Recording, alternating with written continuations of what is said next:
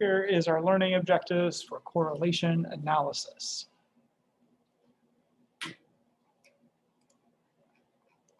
We'll take a look at some different examples of correlation, and we're specifically talking about linear correlation. So linear correlation. I spell that right.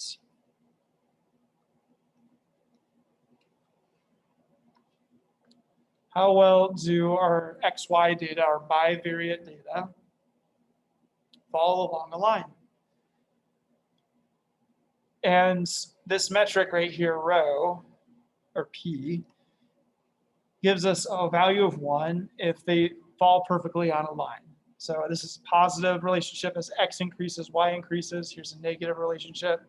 So we get a -1. As x decreases, as x increases, y decreases. Here is what we call a buckshot pattern, right? If you take a shotgun and shoot it at a wall, hopefully that's not something you've done in life, unless it was, you know, in a shooting range. That this is a kind of a spray pattern that you would see, and it's supposed to be random, right? There's no correlation here.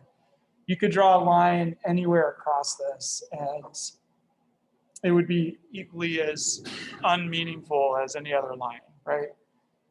So this is where our correlation is equal to 0 or very close to 0. There's no correlation between x and y. Here is a scatter. Obviously, you can see a linear relationship. This is kind of close to what we might see in natural systems or observations that we might make between some predictor and explanatory variable. And in this case, our correlation coefficients is somewhere between 0 and 1. It's positive. It's probably greater than 0.5. That's a pretty strong correlation there. Of course, you can have nonlinear relationships. Here is kind of a semicircle. Here we have a sine wave. And these, because we have equal kind of symmetry on either side of the line, we end up with 0 or close to 0 correlation. Of course, you can do nonlinear types of regression to figure out how well these points would fit on some nonlinear type of equation. But that's a different ballgame. So when we have nonlinear types of patterns, then we have 0 linear correlation.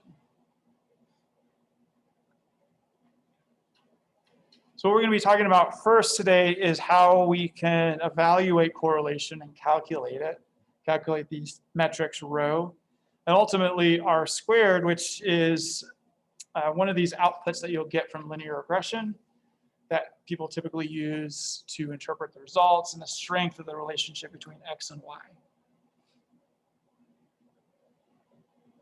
And I'll post this handout on Canvas. Didn't get a chance to print it.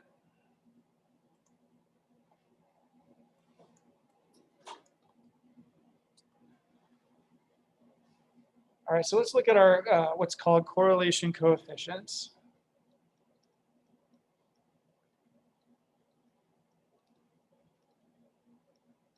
So rho, also known as r, little r, and rho is the correlation of the true population correlation. And this is our sample statistic, or sample estimate. So just like mu is the mean of the population and x bar is the sample mean, rho is the true correlation coefficient of the population, and r is a sample estimate based on our XY data set. And just to define it a little more formally, that these metrics measure the strength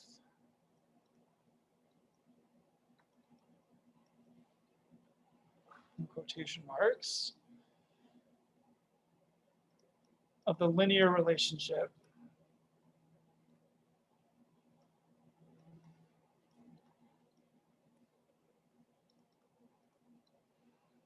between two variables.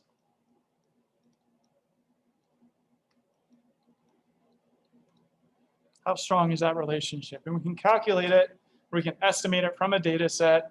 So rho hat, which is the same as saying R. So whenever we put a hat, that means an estimate based on a sample. R is another way of saying that.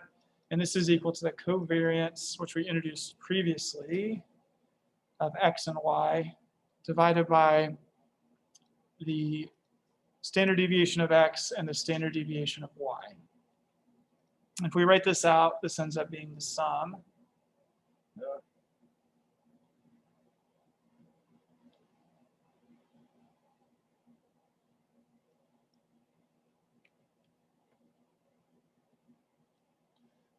always have trouble writing that. The sum of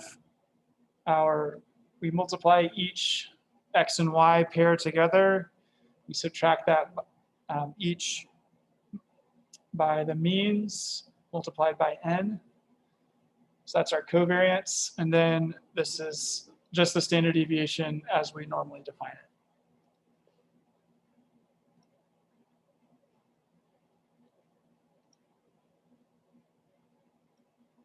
So that's our correlation coefficient. And we can interpret this as the ratio of how X and Y covary together. So what we're saying here, this is basically a version of the standard deviation or variance of our XY data. So as X gets bigger, does Y get bigger? As X gets smaller, does Y get smaller? And how much does that product diverge from the product of the means? So the ratio of how X and Y covary with one another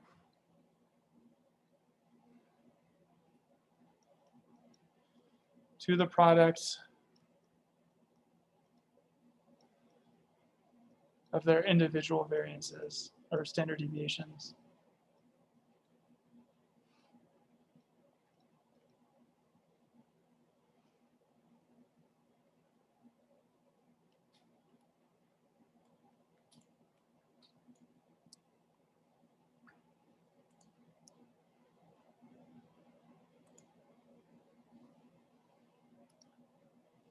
Now, R comes into this. This is kind of a more standard type of statistic.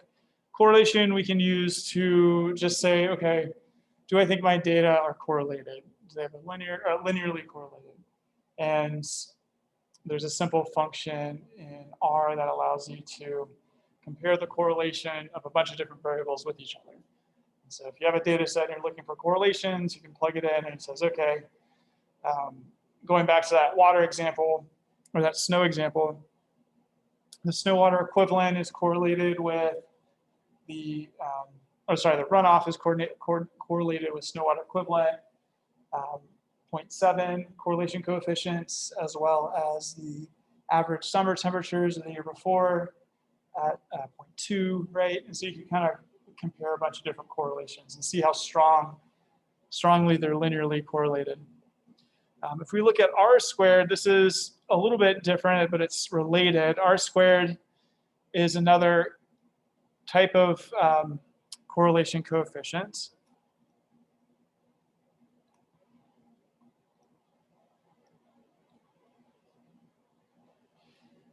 It's often also called the correlation coefficient.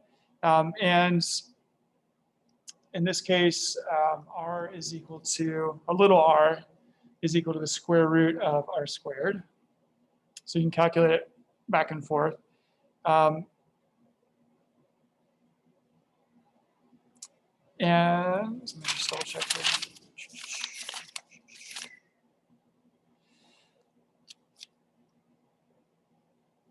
here. But they're not exactly the same. So I'm giving you kind of one definition for R, and there's a little bit of a different definition for R squared. And this is for bivariate models. They should be relatively equal. But we can calculate R squared for multivariate models. And we interpret R squared as the percent of variability and y that is explained by x.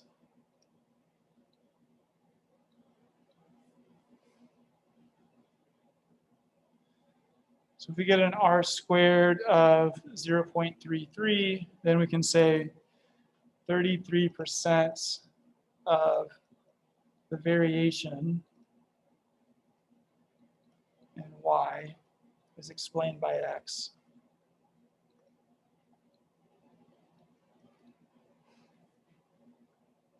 What does it mean to explain variability? What do you think that means?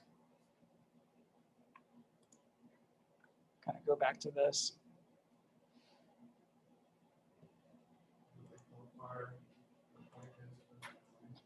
Yeah. Oh, there you go.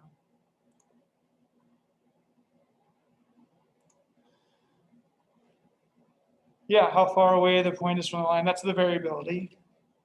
And you can imagine that R squared equal 1 if 100% of the change in y is explained by x. So here you can see if I drew a line through here, there's still some variability that x doesn't predict, right? X, there's some other noise going on there. There's another variable that we're not considering.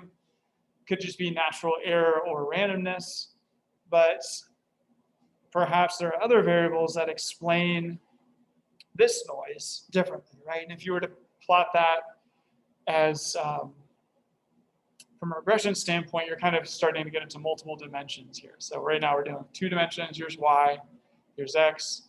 But if you start to add more explanatory variables, you enter different dimensions. You can't really visualize that. You can just visualize it one by one.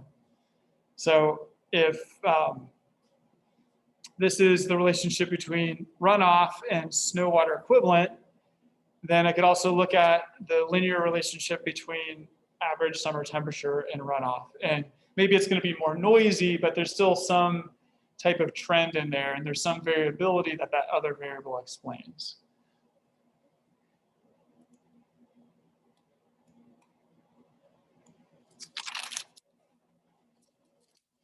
All right, and then the way we calculate R squared is 1 minus the sum of squares. So SS is sum of squares of the residuals all over the sum of squares total.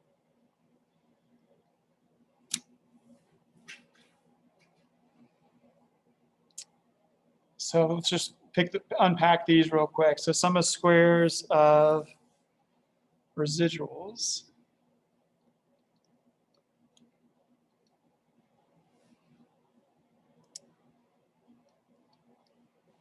So it's going to be equal to the vertical distance between each y observation and the linear regression line, y hat, at that point. And so let's just draw this out.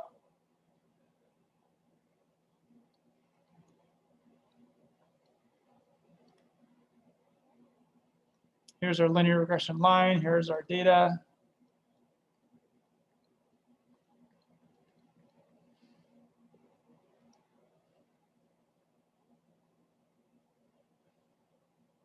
Here is y hat I. So it's the value of y on the linear regression line at that point. And then here is our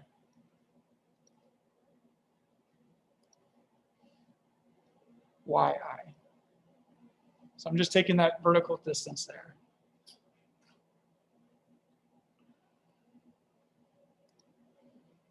And y hat I is from the line. So this is y hat is equal to a plus bx.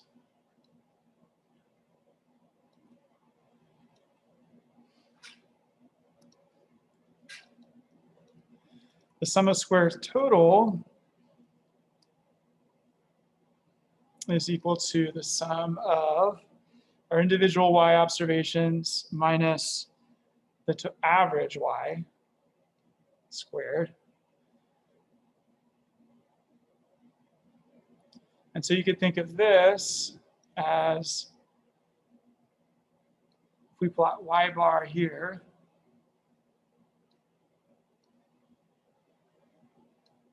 So we just take the average over y values in our data set, and that's that y value average, and then we take the scatter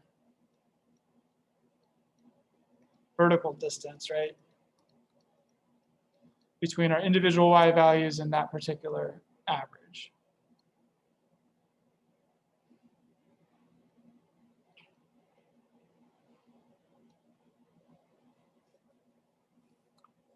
So we take the ratio of that and we subtract it from 1.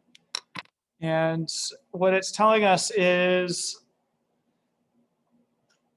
how big is the variability in general of our data set, and how does that compare with the variability about the regression line. So if the variability about the regression line is really big compared to the overall variability, then we're going to get a smaller R-squared value. Versus if it's really small, if the residual error, the points are really close to the line, then we're going to have a really high R-squared value. Meaning we have, this relates back to our correlation coefficient. We have a strong linear relationship.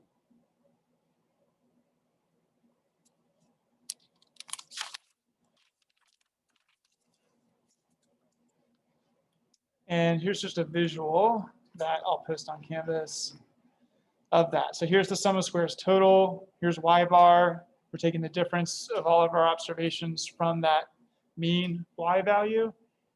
And here's the sum of square of the residuals. And so we're just taking the difference between each residual value and the linear regression model at that value. Here's y bar right here, right? And then here's the mean response that we predicted with the line. So that's the difference there. And so the total then incorporates those two forms of variability.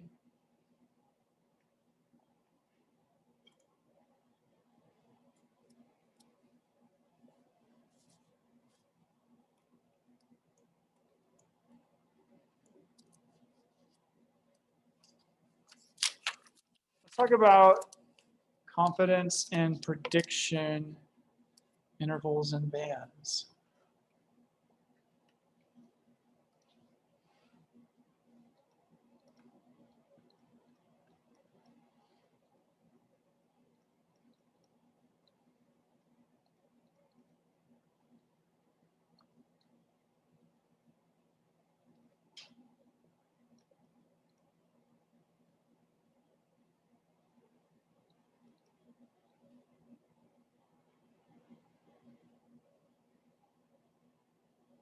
All right, first off, let's just start with a review. What is a confidence interval? Say for X bar. How do we calculate it? Or you can just describe it.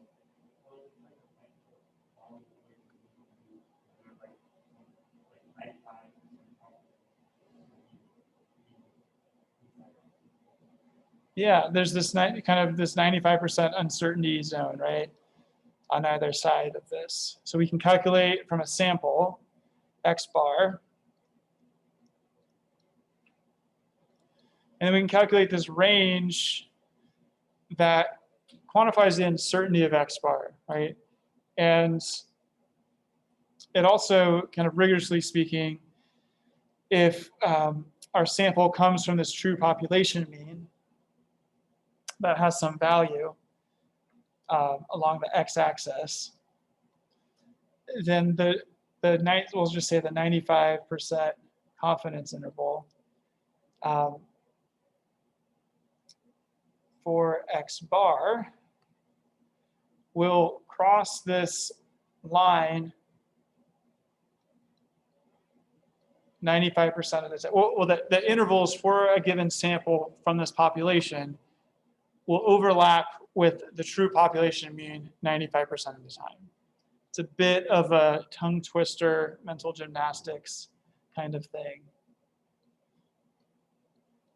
So if I have a true population, I'm taking 1,000 or say 100 samples from them. I'm calculating X bar, I'm calculating the confidence interval. those confidence intervals should overlap with the true population mean 95% of the time. So 95 out of 100 confidence intervals. If I were to repeat the experiment of the sample 100 times. And we looked at that visual. You can go back and look at that, where it started accumulating the percent of confidence intervals from a sample that overlapped the true population mean. And it was tracking it over time, and after 1,000, we were getting pretty close to 95%.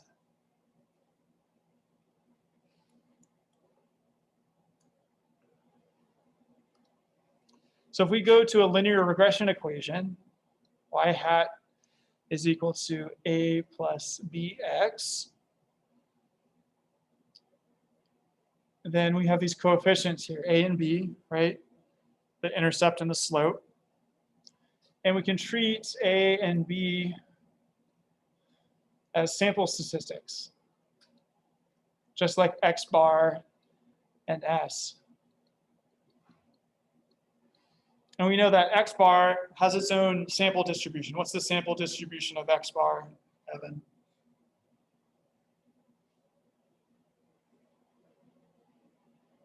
The means follow a distribution. If, say, we know the population variance, what's that distribution?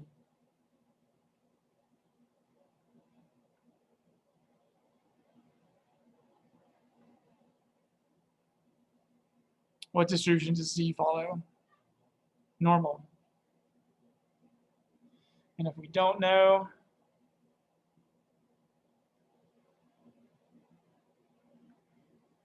then what distribution are we following, Gerald?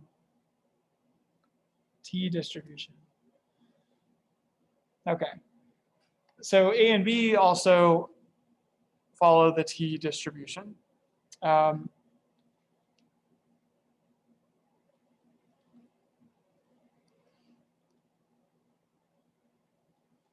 With degrees of freedom n minus 2. So n is the number of pairs we have of data.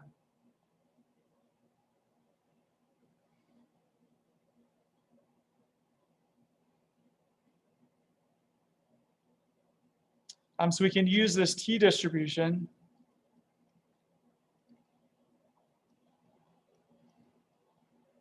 to calculate confidence intervals for A and B.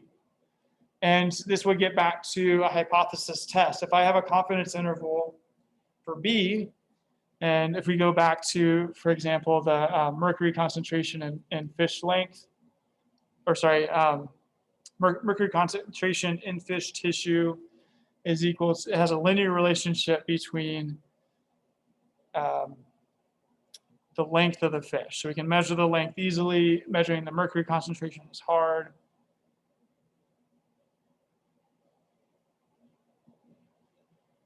And these were some coefficients. And so here's our slope, right? And this had, I think this was micrograms per gram of tissue. Micrograms of mercury per gram of tissue. And we could calculate a confidence interval for the slope. And that would be important because it tells us, what is our uncertainty for a given increase in fish length, what's the uncertainty in the increase in mercury concentration. And so if we calculated that using the T distribution, we could say for a 1 centimeter increase in fish length,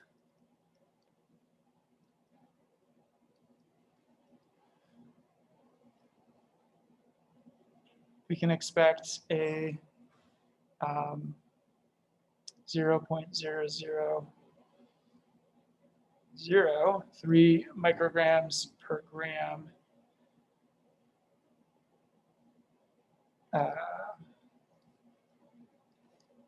plus or minus whatever that confidence interval is, increase in mercury concentration.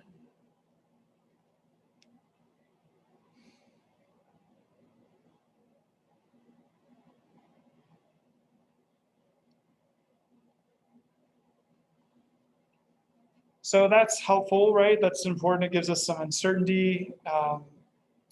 And if that confidence interval happened to overlap with 0, what would that tell us about the slope coefficient?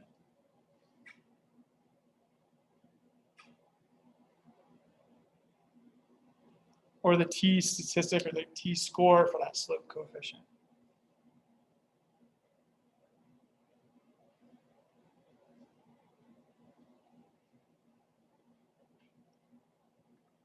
So here's our t distribution,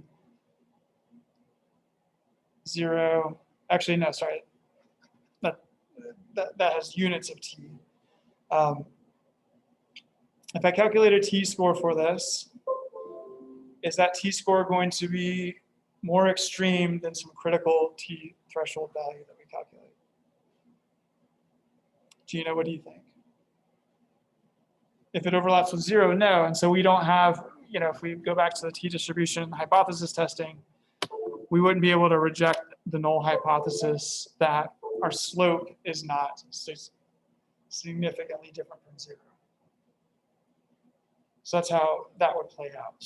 And the confidence interval can tell us that. But in this case, we did find that the slope was significantly different from 0. And actually, let's just take a look at that output real quick.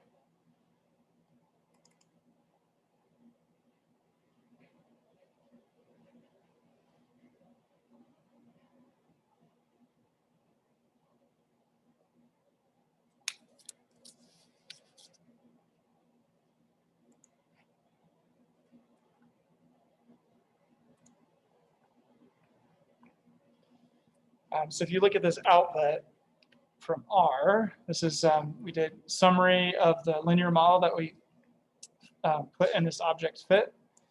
And it gives us all the information we are interested in for this level of analysis. And if we look at the coefficients, length refers to the slope associated with length as the predictor variable. Here's the estimate. So there's the value of the slope itself, standard error t value. So that's the t-score. And you can see that's a pretty big number, right? So that's bigger than whatever the critical value of t would be, somewhere around 1.8, 1.6, something like that. And then here's the p-value. So we have a statistically significant slope as well as intercept. And our confidence interval then we could calculate from this t-score.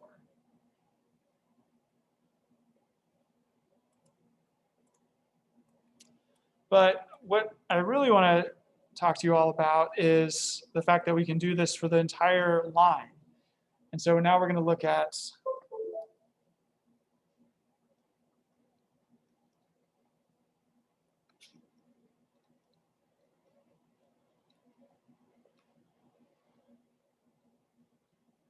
for our linear regression model, which in this case is a line.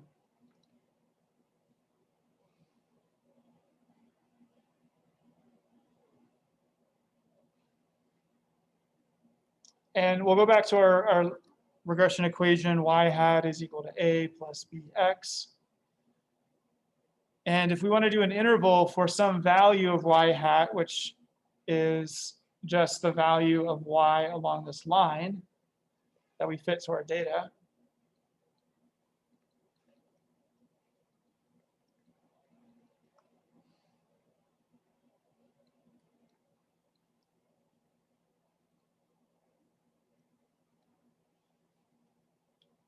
so what we're interested in then is saying, what is the uncertainty for our linear regression line at a given point on it, right? And this is really just a confidence interval for a mean. Y hat is a mean value.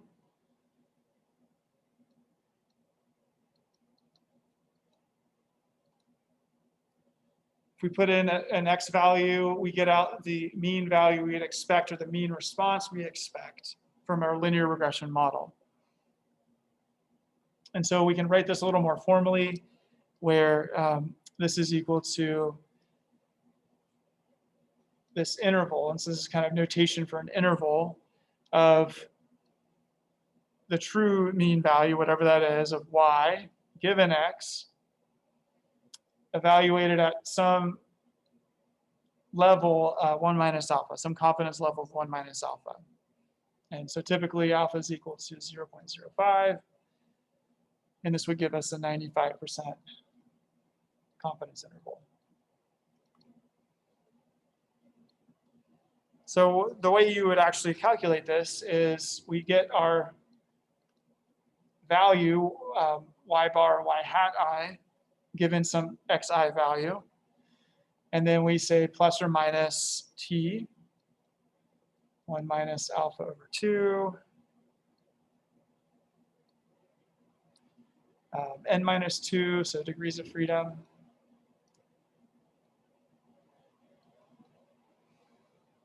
Times the standard deviation of y given x.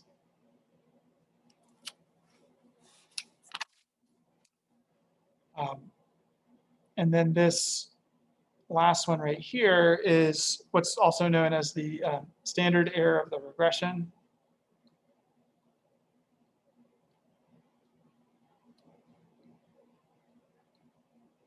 And it's a bit of a bear to calculate, so I'm not going to put the formula here, and R does it for us very nicely.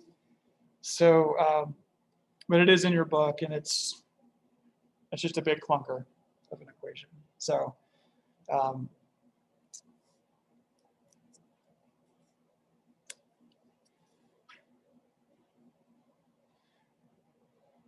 you could also think of it as the standard deviation of y given x.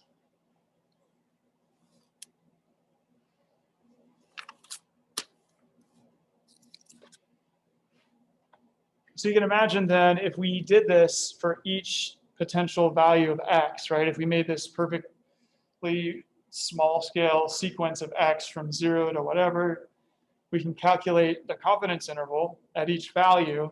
And then ultimately you can construct what is known as a confidence band. And it typically looks something like this. The farther you get away from x bar and y bar, the wider the confidence interval becomes, or the wider the band becomes. We'll call it a confidence band.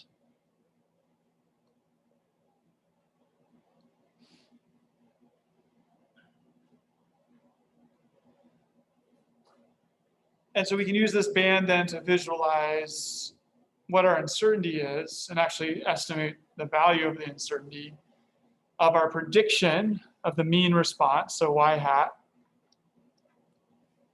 at a particular value of x.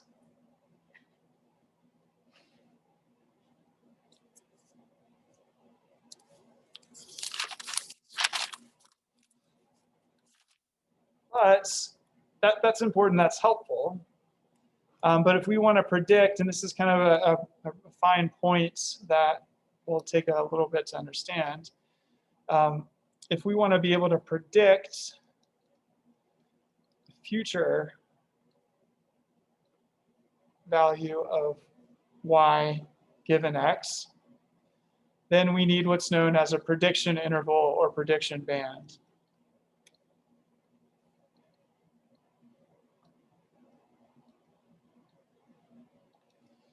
So what's the difference between the mean response versus some future prediction? The mean response is, on average, we expect mercury concentrations to increase this much as fish length increases this much, right? And so you can make some overall predictions of, population level mercury concentrations. But if I pick a fish out of the lake and I measure the tail length, and I want to know what the mercury concentration in this fish is, there's going to be a lot more uncertainty in that for one particular fish versus an overall population of fishes of a particular length, right? So you can think of it as I'm trying to predict something in one individual observation versus a whole sample of observations at a particular value of x. So I go into the lake in California where they collected that data. I reel in a nice smallmouth bass. It's about that big. Is that big? Is that too big? That big. It was about that big. It was about that big. Which is, about, a good half meter, 50 centimeters. And if I want to say, okay, well, I predict based on my linear regression that the concentration is going to be 20 micrograms per gram based on that linear regression. But the uncertainty of that for this particular fish is going to be much broader than if I were to say all the fish in this size category, right? Something like that. So that's what a prediction interval is. And we could think of it as, let's just draw this again. Here's my data. These are all the individual fishes that we caught and then measured, right?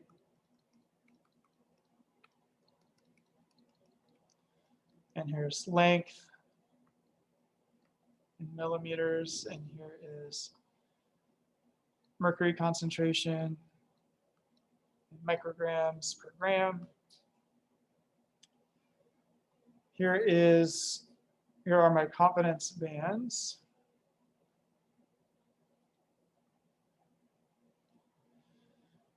And then here are my prediction bands, and they're usually way out here because they're incorporating all those individual observations, right? So you can kind of think of, I don't think this is formally how it works, but 95% of your observations fall within these bands, something like that. So this would be our prediction band.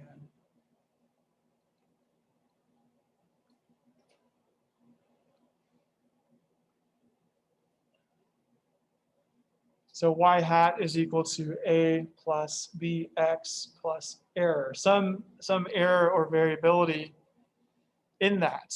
And this is our line, our regression line, and this gets us out to our prediction band.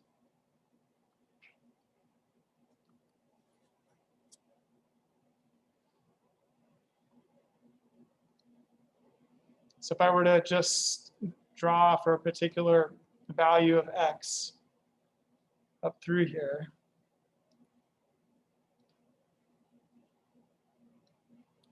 I get y hat I get some mean response that is estimated from this regression line. And then I get I'll do this in red. Here's my confidence interval for the mean response. And then here is my prediction interval.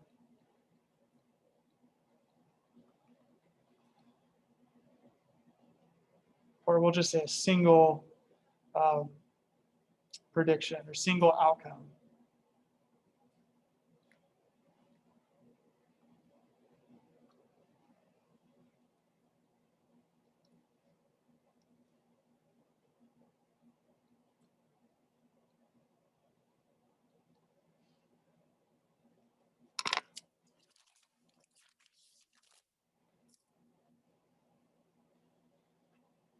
Any thoughts or questions about confidence versus prediction?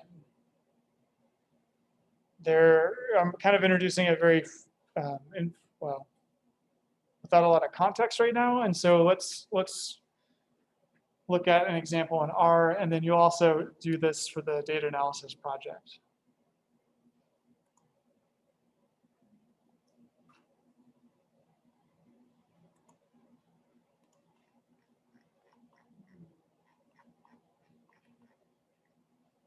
All right, so the last section of this R Markdown notebook that I provided you all is how do we calculate and interpret confidence and prediction intervals and bands.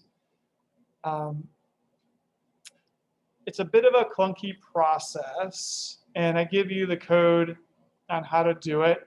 We use this function called predict, and predict will do that t-score and calculate the sum of squares of different things that we need in order to calculate that confidence and then ultimately prediction band. Predict takes the model. So just to review, back up here, we put in this object fit a linear model, which says concentration tilde is a function of length. Here's our data set. So concentration is just the name of the column that has the concentration data. Length is the name of the column that has length data within this data frame that we uploaded up here by read.csv. Here's our data. So I put everything in this model using the function lm for linear model. And now that linear model and all its outputs are stored in that object fit.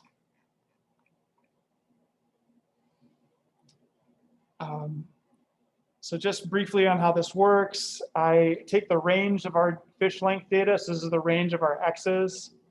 Using this function range, it just gives me the min to the max. I created a sequence from min to max at 0.1 intervals. So I just have a sequence of x across the data range. I create a new data frame, and I put in this sequence of x values. So x just goes from the lowest value of our length data to the highest value of our length data.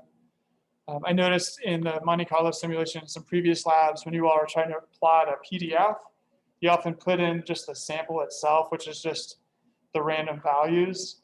Whenever you want to plot a line or a function, like a PDF, make sure that the x values you're using for the line are a sequence that goes from low to high, right? So in this case, it's just a sequence I made based on my data set. So if my data set goes from 300 millimeters to 500 millimeters, then this x vector is going to be 300. Probably didn't need to go by 0.1, but 300.1, 300.2, et cetera, all the way to 500.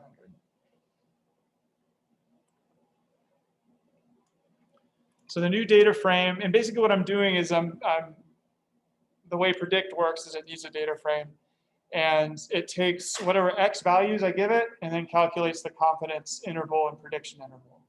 So I'm going to give it a whole vector of values from low to high. I give it the linear model. I say, look for our new data, which has this x value in it, and then give me the confidence and give me the prediction interval.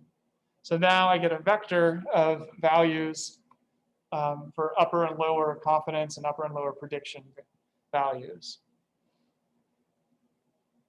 I stored that in these objects band, and then I plot it. So the object band has, I think, 3 columns. The first one is the actual regression line itself, so the mean response. The second one is a lower confidence band, and then the third one is the upper confidence band. So you can follow my comments in here to double check that. And here is how it plots. So I plot the regression line. Here's my data points. I've got a confidence band for the mean response. Remember, this is just for y bar I or y hat I. And then here's my prediction band, which says 95% of future individual observations should fall within these bands, given a value of x.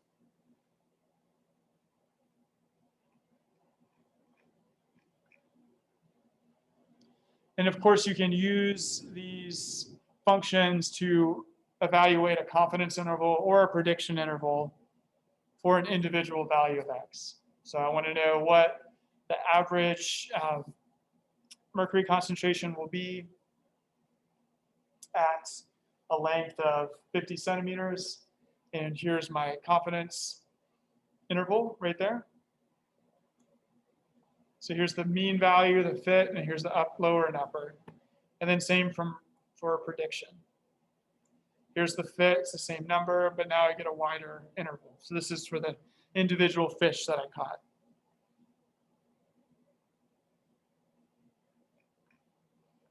And then we can interpret, for example, the 95% confidence interval for the mean mercury concentration of a sample fish. A sample of fish whose lengths are 450 millimeters is 0.71 plus or minus 0.06 micrograms per gram. So that's how you would interpret an individual